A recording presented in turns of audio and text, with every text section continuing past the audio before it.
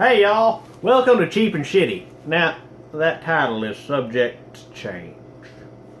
But today I want to talk to y'all about bread.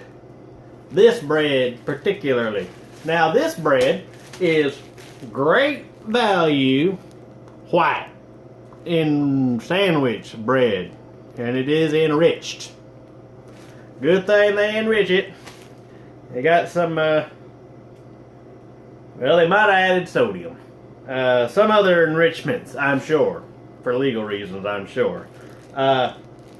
This bread, if you're looking for cheap, shitty bread, this is your ticket right here. Now, this sucker goes up to about here when it's full.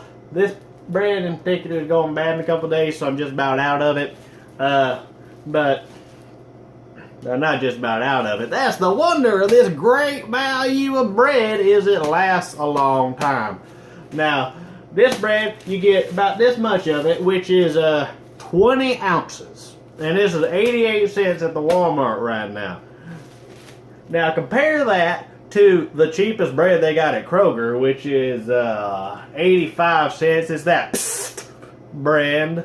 And for that, you only get 16 ounces of bread, which is about 20% less bread for about 3 cents a difference. Now, that's all there is to that. Now, I used to be the sort of person that wouldn't go to Walmart out of principle, like, oh, it's Walmart, they're destroying our local retail stores. Well, they finished, and some more terrible folks popped up, but I want to talk to a second about this particularly. Because I didn't like going to Walmart, but I never had any problems going to Kroger. And I know there's a lot of folks out there like that. Well, let me tell you right now. The two major retail chains in the country, and they're real close.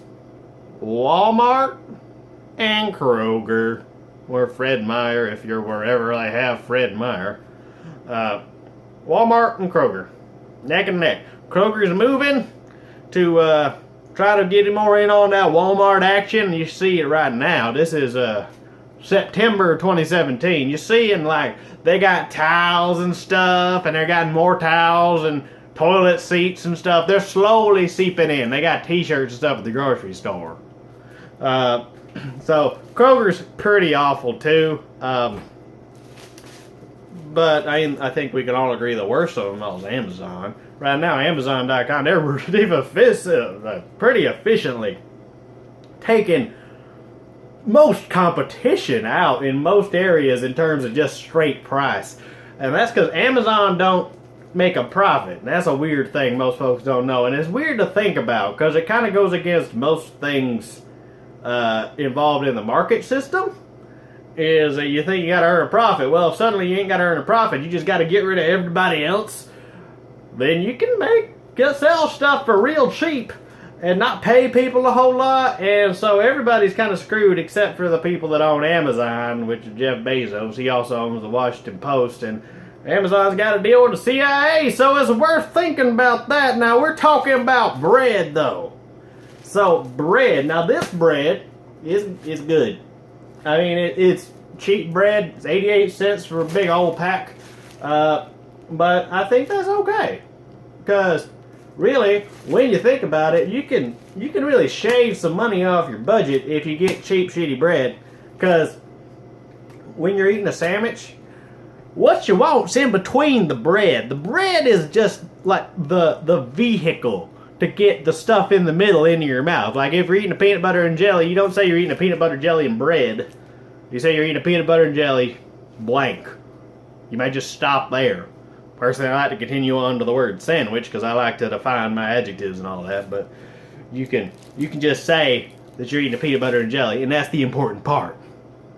The bread, not that important. So, I mean, you're not losing out on a whole lot if you don't spend a whole lot on your sandwich bread. Now, if you're out there dipping your bread in oil and stuff, then maybe bread's more important to you in terms of price-wise. But you don't use the same kind of bread to dip in oil as you do to make sandwiches. So, I mean, this is still a valid option. If you don't want to go to Walmart and you can't get this bread, this is great value brand bread. Now, this is exclusive to Walmart, which you could tell because it's got the little thing on the back there. not crazy about Walmart. I hate Walmart just like everybody else, and I still shop at Walmart just like everybody else. But you know what? I've accepted that level of hypocrisy in my life because there's enough of it out there that you gotta go with it after a while. Otherwise, you wind up crazy on the side of the road selling apples that ain't got no cores in them or something like that. I don't even know what that means. Oh gosh.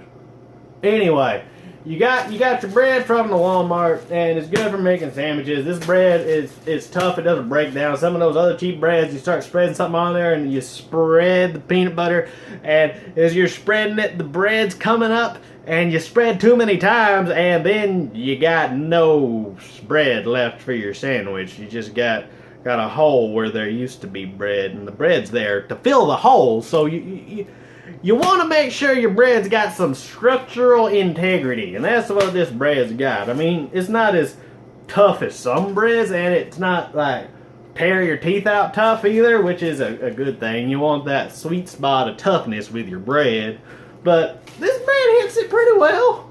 I mean, it does it all right. Yeah, but that's some cheap shit bread. It's all right. Could be worse. Could be better. If it was better, it might cost more. They paid people a living wage. It probably, well, it might not cost more. Most of that money goes up to, the top. So paying people more for working there and selling you this cheap, shitty bread, I mean, then they'd be able to buy more cheap, shitty bread anyway. So the company would still be making plenty of money, probably even more if they paid people enough to actually buy stuff. Walmart is one of, I think it might be the biggest food stamp recipient in the in the whole damn country, because like some huge percentage of Walmart people have got to be on food stamps to support their family because they don't pay them enough, which is ridiculous.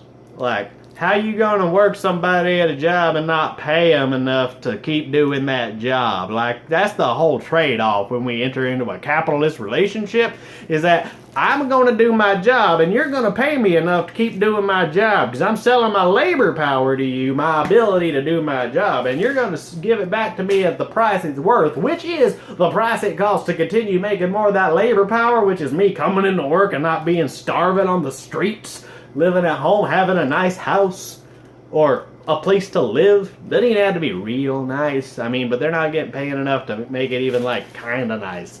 So, yeah, that's this bread. Eat it. It's all right. Anyway, thanks for watching, y'all. Have a good day.